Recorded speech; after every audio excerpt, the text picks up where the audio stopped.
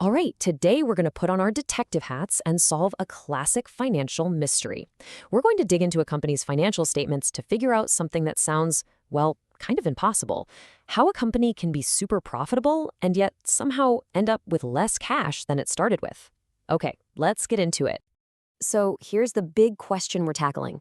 Is it actually possible for a company to be profitable, making money on paper, and still run out of actual cash? I mean, it sounds completely backwards, right?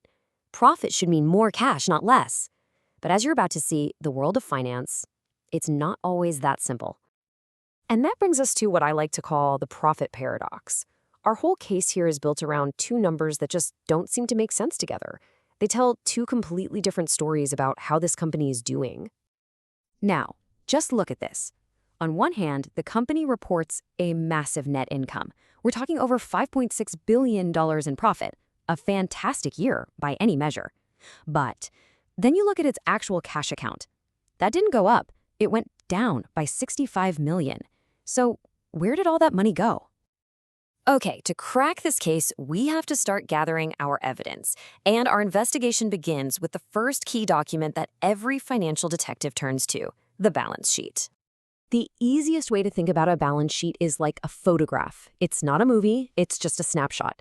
It freezes a single moment, say the last day of the year, and gives you a perfect picture of everything the company owns, those are its assets, and everything it owes, that's its liabilities, and the owner's equity.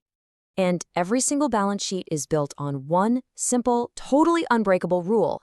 Assets must always equal liabilities plus owner's equity. What you have has to equal where it came from. This little equation is pretty much the bedrock of all accounting.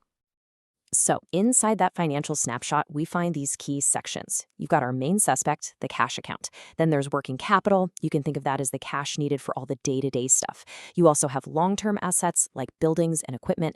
And on the other side of that equation, you have what the company owes and what the owners themselves have put in. These are our first clues. All right, let's move on to our next piece of evidence. We've seen the snapshot, so now it's time to watch the movie. This is the income statement, and it tells the company's official story of its performance over a period of time. So if the balance sheet is a photo, the income statement tells you the story of what happened between two of those photos. It adds up all the company's revenues and subtracts all its expenses over a quarter or a whole year and tells you if it actually made or lost money. And the plot of this story is really straightforward.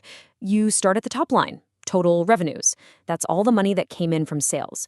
Then you subtract all the costs of doing business, all of the expenses.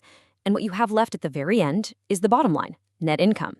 And in our case, that was that huge, positive $5.6 billion number. Okay, so we've got our two main documents. The income statement is screaming huge profit, but the balance sheet is quietly telling us that the cash balance actually went down. This brings us right to the heart of the mystery. Why? Why isn't profit the same as cash? Well, the case really starts to crack open when you understand these three key things. First, there's something called accrual accounting. Let's say you sell a product and send an invoice. You can record that sale as profit today, even if your customer doesn't actually pay you the cash for another 30 days. Second, you have non-cash expenses. Depreciation is a big one. The value of a machine goes down over time, right?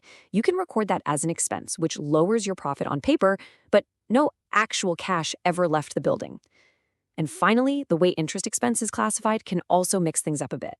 So if the income statement can give us a kind of misleading number for cash, how do we find the real story? How do we track every single dollar? For that, we need our final, and honestly, our most powerful tool. This is where we get the final reveal. And this is it, the cash flow identity. This thing is awesome because it cuts through all the complicated accounting rules and just follows the money. It answers two very simple questions. How much cash did the business actually generate, and where did that cash actually go? So the identity starts by calculating the cash that came from the company's core business. But from that, we have to subtract two things. First, any money spent on big, long-term investments like new factories or equipment. And second, we subtract any cash that got tied up in short-term operations, like, say, building up a big pile of inventory in the warehouse.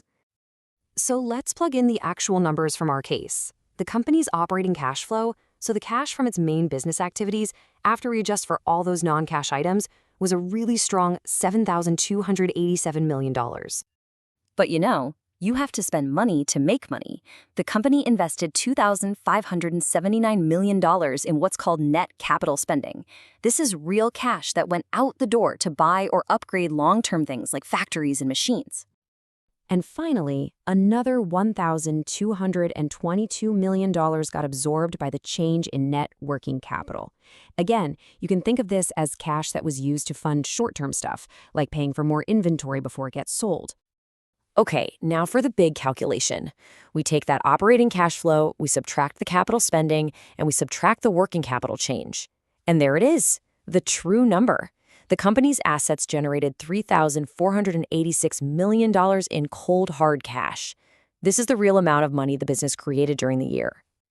And this is the final piece of the puzzle. We found the cash. The business generated almost $3.5 billion. But we started this whole thing because we know the cash in the bank account went down. So where on earth did all that money go? And here's the answer, laid out perfectly. The other side of that cash flow identity shows us exactly where that nearly $3.5 billion went. It was paid out to two groups. About $617 million was paid to creditors, think banks, for things like interest and debt payments, and the rest of it, a massive chunk, $2,869 million, was paid out directly to the company's owners, probably as dividends. The money wasn't missing at all. It was just paid out. Case solved. So we've unraveled the mystery of the missing cash, and it really just goes to show you that profit is an opinion, but cash is a fact. So that leaves us with one final thought. The next time you see a headline celebrating a company's record-breaking profits, what's the first question you're